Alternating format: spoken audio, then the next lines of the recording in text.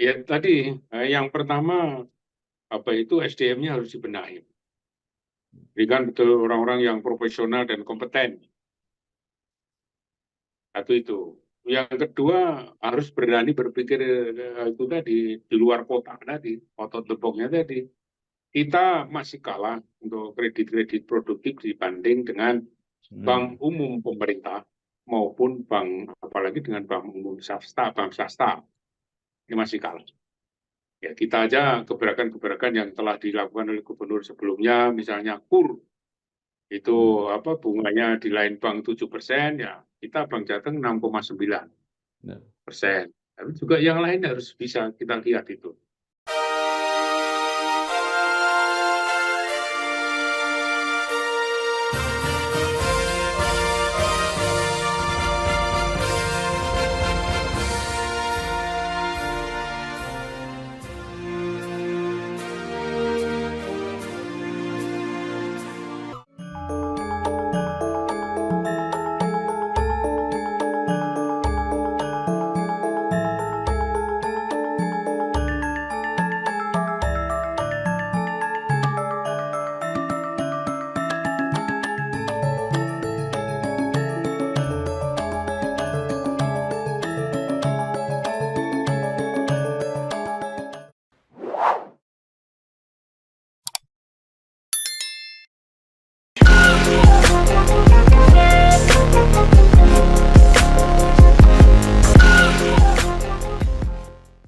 Assalamualaikum warahmatullahi wabarakatuh. Bersama saya Bambang Sadono di kanal Inspirasi Jawa Tengah. Mudah-mudahan kanal ini selalu bisa memberi inspirasi, motivasi, dan edukasi. Kami sedang mempersiapkan beberapa video wawancara yang kami beri tema Gubernur Jawa Tengah 2024-2029. Menurut rencana, selain akan kami tayangkan, wawancara ini juga akan kami coba untuk dibukukan. Saat ini saya sudah bersama dengan salah seorang tokoh senior di Jawa Tengah, yaitu Profesor Dr. Insinyur Sri Puryono KS MP. Beliau saat ini menjabat sebagai guru besar Sekolah Pasca Sarjana di Universitas Diponegoro Undip. Apa kabar, Prof? Alhamdulillah sehat, Pak Bambang Sadono. Pak itu mentor saya, senior saya ini, Mas Bambang ini beberapa saat tidak ketemu dan yang pertama barangkali apa saya mengucapkan selamat bulan puasa, menjalankan ibadah puasa, Ramadan. Untuk itu, Ya, ya kepada semua pendengar, pemirsa, nantinya ya, mari kita bersama-sama berniat baik untuk membangun Jawa Tengah. Saya kira itu, Mas Bambang. ya. Matur nuwun, Prof. Profesor Sri Puryono ini lahir di Sragen 29 Februari 1960, menyelesaikan S1, S2 di Universitas Gadjah Mada, kemudian S3 di Manajemen Sumber Daya Wilayah Pantai di Universitas Diponegoro, kemudian menjadi akademisi, setelah lama berkarir di dunia birokrasi.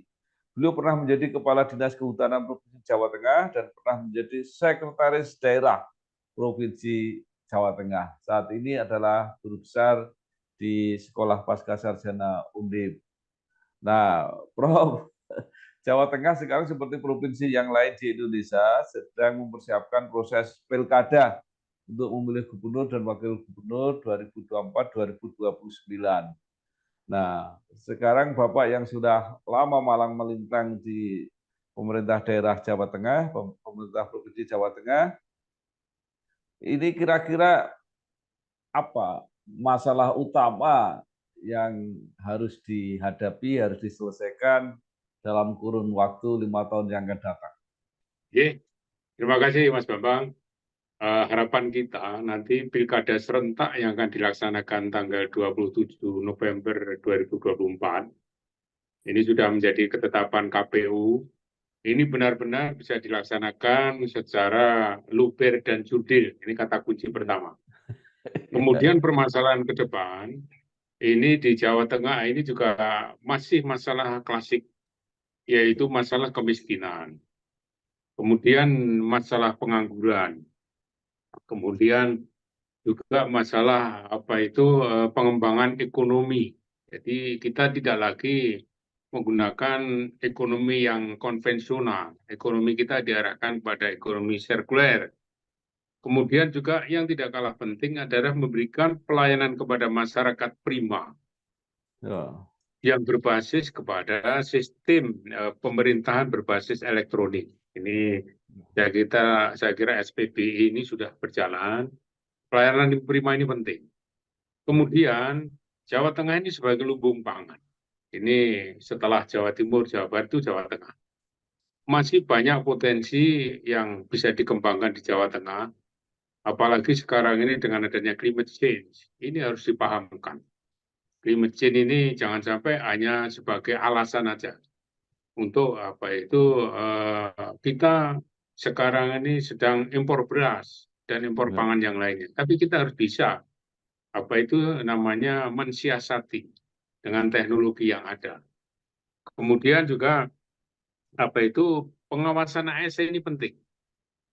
ASN ini penting. Jadi nanti ada kaitannya barangkali kenapa sekarang ini namanya gencar-gencarnya bagaimana kita itu memberantas KKN, kolusi, kemudian korupsi dan nepotisme. Tapi dalam prakteknya secara umum masih terdapat dulu. Kemudian yang berikutnya yang perlu saya sampaikan itu adalah bagaimana keberpihakan kita kepada petani dan para nelayan. Ini penting. Menurut saya belum maksimal memberikan pelayanan terbaik kepada petani maupun nelayan. Baik itu si pupuk bersubsidi, BBM bersubsidi, itu rasanya kok perlu dibuat skema yang baru, keberpihakan itu memang betul-betul kepada petani dan nelayan. Itu beberapa hal yang ke depan 5 tahun ke depan itu harus diselesaikan. Kondisi real di lapangan dan juga data dari BPS, kemiskinan kita belum bisa turun di 1 digit, masih 10 sampai 11. Kemudian di pengangguran kita masih sekitar 4 sampai 5%. Itu. Kemudian juga kemiskinan itu juga banyak faktornya, yang antara lain tadi sudah saya sebutkan. Kemudian isu-isu yang penting ini, Pak Bambang, ada 4 isu yang saya rekam di dalam 5 tahun ke depan. Yang pertama adalah bagaimana perekonomian tangguh ini berdaya saing dan juga berkelanjutan. Jadi ekonomi sirkuler tadi. Jadi tidak hanya menghasilkan input, output, kemudian kita harus tahu bagaimana outcome dan juga impact-nya. Ini terus berputar. Yang kedua, isu-isu strategis adalah kualitas SDM. Ini sesuai dengan visinya Indonesia Emas 2045, SDM unggul. Ini penting. Kemudian yang ketiga adalah masalah ketahanan sumber daya alam dan lingkungan. Ya kita lihat ini sekarang ini namanya deforestasi maupun deforestasi dan degradasi secara umum ya begitu, dan ini terjadi juga di lahan-lahan pertanian kita. Yang terakhir adalah mengenai bagaimana good governance ini yang kita idolakan, yaitu tata kelola pemerintah yang dinamis. Dulu 10 tahun yang lalu kita mendengungkan mengenai good governance dan clean government. Ini harus kita ungkit lagi yang lebih dinamis.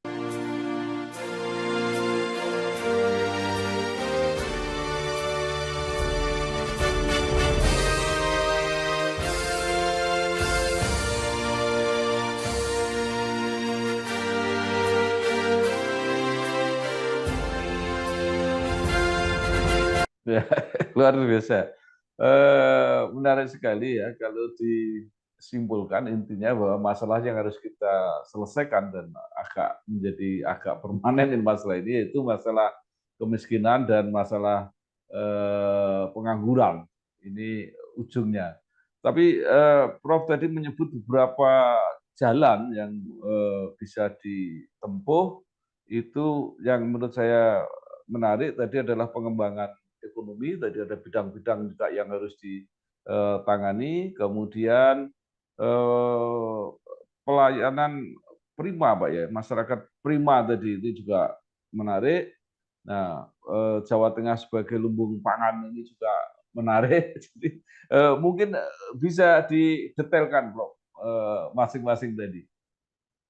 Oke, jadi gini, sebelum saya detailkan, saya juga akan tambahkan. Sebenarnya isu besar itu Ya, adalah tentang tadi kemiskinan, ya, pendidikan, kesehatan, dan ujung-ujungnya itu ada pada kesejahteraan. Inilah yang nanti dibulatkan menjadi indeks pembangunan manusia. Kalau kita lihat tadi di kemiskinan, ini ya, penyelesaiannya tidak bisa hanya secara instan ya. Dikasih bansos sudah selesai. Tidak boleh seperti itu. ya, Kita harus memberikan memberikan kail kepada mereka, ya, pancing kepada mereka supaya mereka berkembang. Ini banyak potensi yang bisa dikembangkan di daerah-daerah itu, apalagi Jawa Tengah ini. Saya menilai orangnya ya kreatif dan juga produktif. Kemudian kalau tadi dilihat mengenai apa itu pengangguran, penciptaan lapangan kerja. Kita Jawa Tengah ini kan sudah dibagi menjadi apa itu ada 7 klaster, mulai dari Bergas, Malang sampai dengan Subo, Sopo, Wonosaten itu ya, sudah ada ya, klaster-klaster itu harus dimaksimalkan. Saya kira waktu Mas Bambang dulu jadi wakil ketua DPR ini sebenarnya sudah ada. ya, Cuma ya, ini apa itu monitoring dan evaluasinya. Apakah klaster ini benar-benar berjalan dengan baik? Kemudian yang ketiga, ini tadi ya sudah kemiskinan sudah, pengangguran sudah, mengenai isu kesehatan yang pokok sekarang ada stunting. ya, Stunting tidak selesai hanya diberikan bantuan telur maupun susu. ya, Stunting dimulai ya dari awal.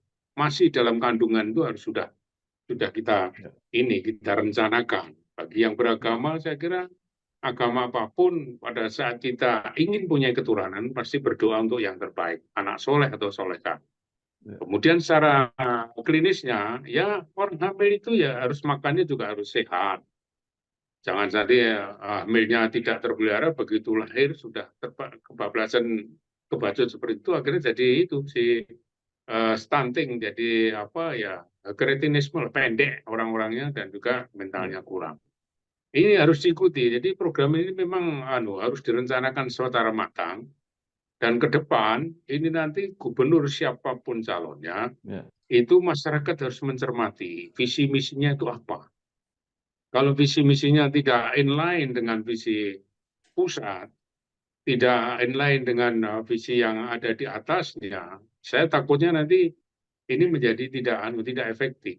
Karena visi misi nanti akan dituangkan menjadi RPJMD-nya kepala daerah. Apakah itu provinsi, kabupaten, kota, seperti itu. Jadi ya, jangan sampai misalnya Jawa Tengah, isu strategisnya ada 4 tadi, tapi melenceng, membuat visi misi yang berbeda.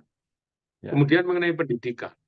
Pendidikan vokasi, dulu Mas Bambang, waktu sama-sama kita aktif di provinsi, kita itu berupaya vokasi itu 60%, kemudian ya, yang 40% adalah umum. Harapannya apa? Harapannya pendidikan vokasi ini juga apa itu orang yang langsung ini bisa kerja. Kami di Undip, di universitas, pendidikan vokasi kita itu memang menyiapkan, mencetak sarjana terapan yang bisa langsung diterima. Bahkan kami ini belum lulus saja, adik-adik kita itu sudah dikontrak oleh perusahaan. Nah, harapan kita di SMK-SMK yang vokasi tadi, itu juga seperti itu. Itu Pak Bapak.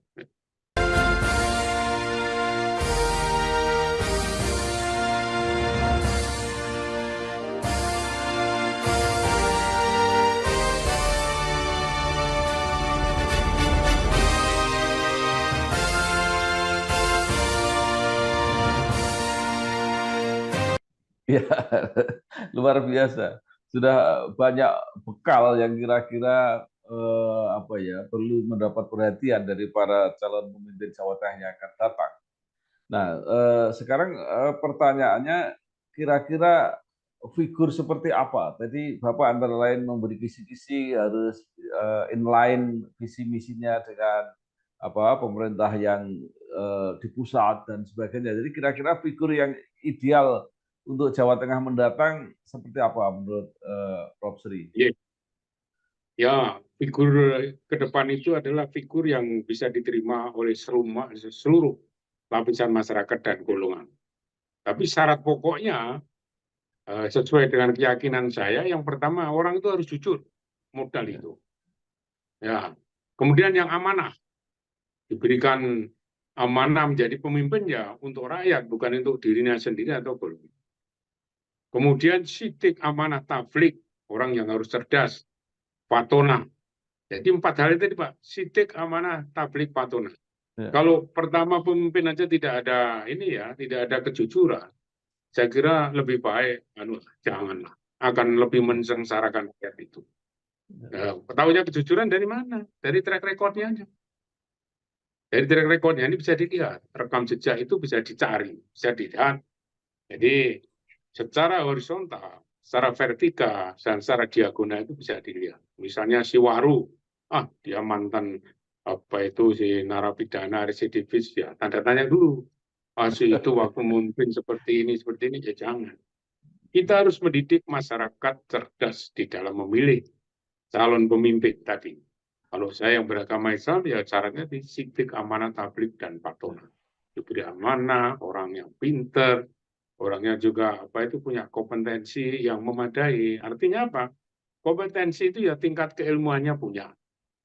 Kemudian skillnya ada, keahliannya ada. Kemudian yang paling penting juga attitude-nya tadi. Jadi harus punya keilmuannya. Keilmuan itu bukan harus dokter, harus ini, enggak. Ilmu itu utamanya di dalam ilmu manajemen pemerintahan seperti apa. Skillnya apa? Keahliannya di bidang tambahan itu akan mendukung mereka menjadi ini ya, seorang pemimpin yang mumpuni. Ya kira gitu, Mas Bambang. Iya, baik. Nah, saya ingin bertanya agak begini, Pak. Sumber pemimpin itu kan banyak sekali latar belakangnya. Tapi yang penting karena prosesnya harus melalui pengusulan partai politik, nanti melalui itu. Tapi pertanyaan saya begini, ini kan banyak kader-kader pemerintahan yang merintis karir dari bawah, banyak sekali pengalamannya sampai ke puncak, tapi kenapa sampai ke situ jarang yang muncul, Pak? Atau supaya lebih jelas begini, di Jawa Timur dulu pernah ada gubernur bagus yang berasal dari Sekda, yaitu Pak Soekarwo. Ya. Apa sebenarnya yang dihadapi oleh masalah teman-teman ASN ini sehingga tidak bisa muncul sampai ke puncak? Ya, jadi memang setelah reformasi itu kan dengan multi partai, itu tampaknya memang ASN itu ada kurang greget gitu. Ngapain Oh. repot-repot jadi kepala daerah. Sudahlah, aku mentok aja jadi kepala dinas, jadi sekda. Tapi ada juga yang sekda berkarir menjadi kepala daerah, misalnya di Kalimantan Utara, Pak Irianto Lambri, kemudian Pak Lampung, Pak Arinal Junaidi. Tapi kalau dibandingkan ya 10% aja tidak ada. Yang banyak adalah dari tokoh dari partai-partai politik atau gabungan partai politik. Ya memang di undang-undang KPU-nya kan seperti itu. Yang boleh mencalonkan kan didukung dengan partai politik dan perseorangan. Kalau perseorangan itu pernah ada yang mencalonkan, tapi tampaknya belum ada yang berhasil. Inilah satu bagi kami pribadi ya. Monggo silakan dari mana saja, asal tadi ya syarat-syarat kompetensi itu mencukupi. Jangan sampai ya karena punya masa, punya duit, punya kekuasaan, punya dukungan dari kekuasaan sehingga mereka jadi seperti itu. Ini nanti mau dibawa kemana negara lain. Dan saya juga berbincang-bincang, kebetulan saya di komunitas mantan pensiunan sekda. Ini, Pak. Ya itu rata-rata begitu. Satu ya kita ini sebelum bertanding itu sudah sudah gamang gitu. Gampang. Di samping itu kita tidak memungkiri bahwa pilkada itu juga ada ragatnya, ada duitnya. Kalau PNS yang biasanya tidak ada tidak ada usaha lain, tidak mampu untuk itu. Jadi samping gampang menghadapi beberapa ini ya ini si pesaingnya, kemudian juga gampang di dalam penyediaan dana. Tidak mungkin namanya pilkada tanpa uang itu, saya kira kok tidak mungkin.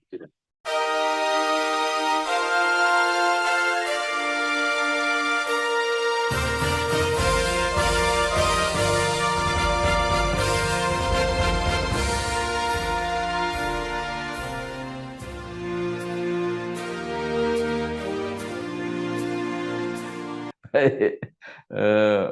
Prof, Prof. Sri Puryono ini kan orang yang lama berkarir dan sempat mengalami beberapa gubernur Jawa Tengah. Mungkin supaya agak gampang dan membantu masyarakat, itu apa hal-hal baik yang bisa ditiru dari pemimpin atau gubernur-gubernur yang pernah ada?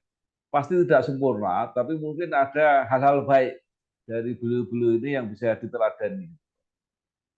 Ye, jadi saya masuk di Jawa Tengah pada saat itu gubernurnya Pak Mardianto, kemudian Pak Ali Muklis, Pak Bibi, dan juga Pak Ganjar. Masing-masing punya kelebihan, dan tentunya di balik kelebihan itu ada kekurangan. Tapi bagaimana kita menggabungkan masing-masing kelebihan itu menjadi satu kekuatan. Misalnya ada yang ini, strong leader. Pemimpin itu harus tegas, harus kuat. Kemudian di satu sisi pemimpin itu harus itu bahasanya Pak Bibit itu orang pinter, orang bener dan kober, ojo nganti keblinger. Nah itu yang terakhir ojo nganti keblinger. Jadi punya kepinteran, kemudian punya waktu. Itu jangan sampai nanti kekuatan-kekuatan itu justru membuat mereka keblinger. Tidak boleh seperti itu. Makanya digabungkan di Jawa Tengah ini sebenarnya menurut hemat saya, itu masyarakatnya itu sebenarnya tidak sulit pendekatannya itu. Bahasa kita itu ini ya, orang Jawa Tengah itu kalau dipangku aja dia sudah tidak berbuat apa. Nah, beda dengan Jawa Timur dan Jawa Barat. Jadi misalnya ngajak petani itu, Pak, wah ini pun saya Pak, ini ngeten-ngeten. Terus pundi, bagaimana kalau kita mengadakan penanaman padi secara serempak, sehingga apa yang akan dilakukan nanti bisa secara bersama-sama, secara gotong royong, itu bisa dilakukan. Itu ada beberapa daerah yang masih, yang satu nanam padi, yang satu nanam yang lain, sehingga hal seperti inilah kadang-kadang untuk menuju kepada kedaulatan pangan itu susah. Di samping itu juga komitmennya itu. Sekarang itu anak muda menjadi petani itu agak susah. Lahan petani juga sudah mengalami alih fungsi, walaupun sudah ada lahan lestari, undang-undang maupun perdanya. Jadi saya menginginkan nanti pemimpin ke depan itu adalah seorang figur yang tegas, yang jelas, tapi orang itu juga sumana merakyat. Jadi jangan sampai tegasnya aja, wah ini, enggak. Harus secara seperti itu, dan tentunya juga harus menguasai persoalan yang ada di Jawa Tengah.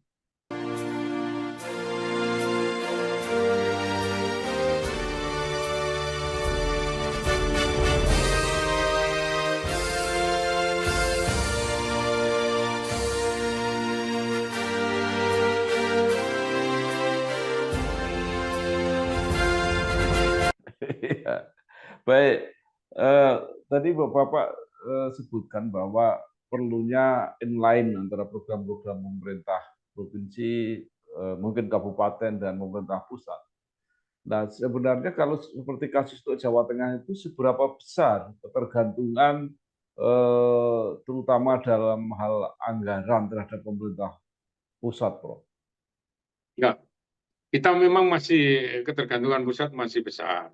Sekarang ini sekitar PAD kita, kekuatan kita itu hanya 35-40%.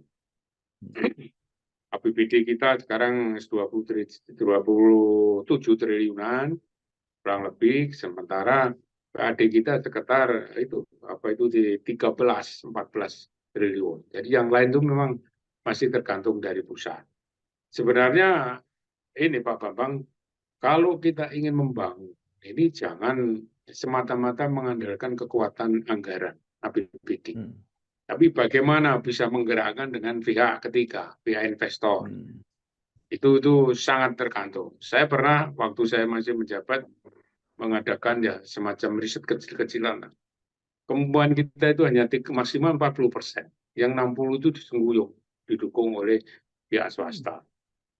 Karena ini penting. Karena ini nanti multiplier effect-nya banyak. Seperti pembangunan misalnya PLTU Tanjung Jati, PLTU Batang, kawasan industri terpadu Batang, kawasan industri Kendal ataupun kawasan ekonomi khusus Kendal. Sekarang ini sedang membludak. Ya. Bahkan sekarang ini aja di Solotigo, Temanggung, kemudian Bulu Sragen itu sudah ada industri tekstil dan juga industri sepatu berkembang itu. Satu unit industri itu kurang lebih 14 sampai 15.000 tenaga kerja. Ini kan bagus hal seperti ini. Ini perlu Ya. didukung dan didorong. Ya. Saya kira memang betul seperti itu, Prof. Jadi tugas pemerintah itu kan hanya memfasilitasi supaya masyarakat ini berkembang, maju, terutama via swasta produktif, menciptakan lapangan kerja dan sebagainya. Jadi Ya, kalau hanya mengandalkan pemerintah pasti tidak mungkin. Nah, sekarang pemerintah mempunyai instrumen yaitu BUMD yang juga mungkin peluangnya kalau dikelola dengan baik cukup besar. Bagaimana ini, Prof, peran BUMD sebagai penyumbang PAD untuk Jawa Tengah? jadi memang BUMD ini pengamatan saya dan dulu waktu saya menjabat itu memang memberikan sumbangan nomor 2. Yang pertama itu memang pajak dan retribusi, Pak. BUMD yang ada ini ya sekitar 8-9 BUMD itu menurut saya harus direvitalisasi, dirasionalisasi dan restrukturisasi. Dulu kalau BUMD dikerjakan mutlak atau murni oleh pemerintah kecuali bank Jateng. Ya. Saya kira berat untuk memaksimalkan atau mengoptimalkan upaya-upaya yang dilakukan oleh BUMD. Bahkan ada beberapa BUMD ini juga impas, bahkan ada yang kurang, ada yang rugi, tombok. Ini kan sangat disayangkan. Potensi sudah ada, kemudian peluangnya ada, karena SDM dan juga tata kelola regulasinya tidak mantap, akhirnya jadi rugi, jadi impas.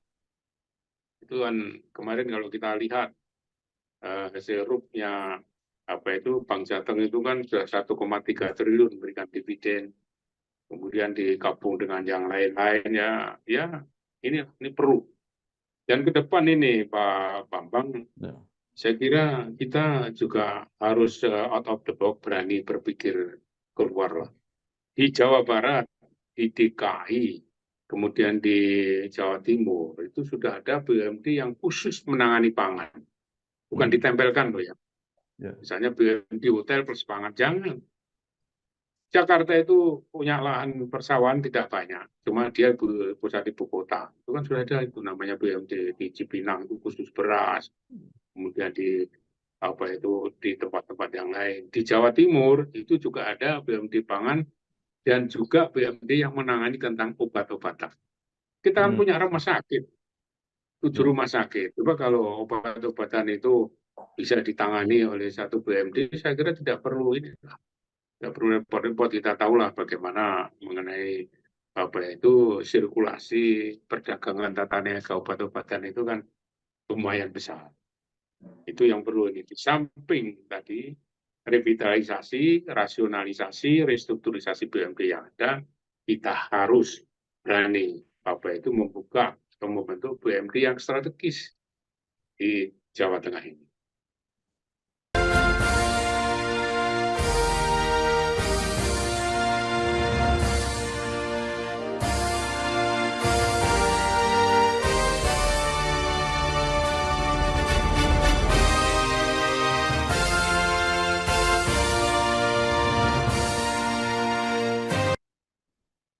Iya, saya kira luar biasa gagasannya, Prof. Tadi Prof Sri menyebut mengenai Bank Jateng yang peranannya begitu besar dalam mengisi PAD 1,3 triliun ya, Prof ya. Ya, pada RUPJMN. Ya, yang sudah disumbangkan. Nah, bagaimana cara lebih meningkatkan yang sudah jelas seperti ini perannya? Karena akhir-akhir ini kan ada beberapa informasi, ada beberapa masalah yang mencuat di Bank Jateng, Prof. Ya, tadi yang pertama SDM-nya harus dibenahi. Berikan betul orang-orang yang profesional dan kompeten. Satu itu. Yang kedua harus berani berpikir itu tadi di luar kotak tadi, otot tepungnya tadi. Kita masih kalah untuk kredit-kredit produktif dibanding dengan bank umum pemerintah maupun bank, apalagi dengan bank umum swasta, bank swasta. Ini masih kalah.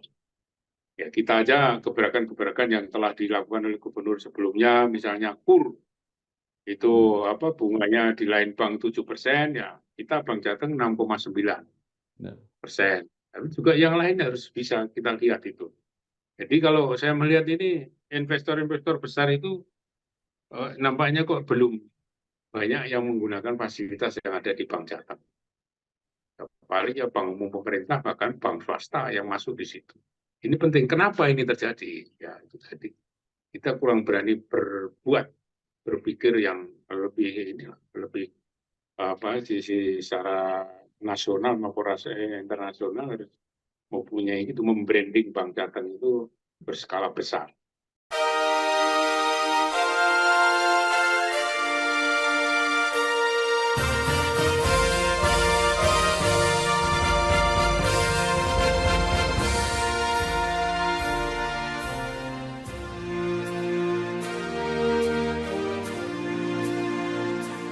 Baik, Prof. Sekarang terakhir dengan berbagai persoalan, dengan berbagai potensi yang ada. Jadi kalau boleh memberi saran, baik kepada partai-partai yang punya kewenangan untuk mengajukan calon dan masyarakat pada umumnya yang akhirnya akan memilih, itu kira-kira apa, Prof, yang perlu diperhatikan tadi kesimpulannya untuk Ya, memilih itu pemimpin tadi. yang ideal di Jawa Tengah? Prof. Oke. Yang perlu saya sampaikan tadi, Mas. Jadi Yes. kompetensi dan profesionalitas itu harus dikedepankan. Ya. Jangan hanya yang tadi saya sampaikan, punya masa, punya duit, punya kewenangan, terus memunculkan orang yang tidak berkompeten ataupun tidak profesional. Nggak boleh. Jawa Tengah saatnya harus bangkit. Harus bangkit. Kita mengatasi kemiskinan itu semenjak saya masuk itu sekitar 13%. Di tahun 2013 itu 14, sekian, 13, sekian. Nah, sekarang itu masih 10, sekian, mau 11%. Ini kan masih berat itu yang perlu kita tahu masyarakat tadi. Kemudian juga pemimpin yang tadi betul-betul merayat, peduli kepada rakyat. Ya bahasanya Pak Bibi tadi.